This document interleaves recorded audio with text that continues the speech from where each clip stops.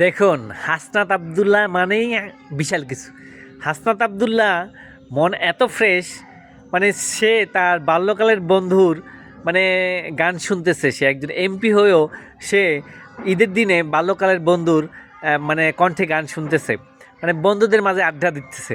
আসলে আমাদের এমপিদেরকে মানে সচরাচর এটা দেখি না, যে কারণে এটা মনে হচ্ছে আমাদের কাছে অবাক লাগতেছে। আসলে এটা খুব অবাক লাগতেছে, কারণ আমাদের যত এমপি মন্ত্রী মিনিস্টারদেরকে দেখেছি আমরা এই যাবৎকালে, তাদের আলাদা পাওয়ারই থাকে।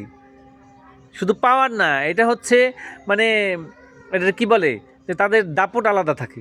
কিন্তু এখন দেখুন, হাসনাত আবদুল্লার মধ্যে এই ধরনের কিছুই নেই।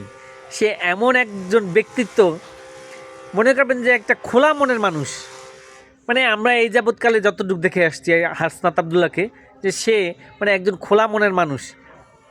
না হলেই সে ঈদের দিনে থাকবে, সে প্রচুর ব্যস্ত, মানে প্রচুর প্রোটোকল নিয়ে থাকবে, প্রচুর মানে সে অনেক কার্যক্রম নিয়ে ব্যস্ত থাকবে। সে মানে এই সমস্ত ছোটোবেলার বন্ধু বান্ধব বা এগুলো কিছু তার সময় দেওয়ার টাইম থাকবে না তার।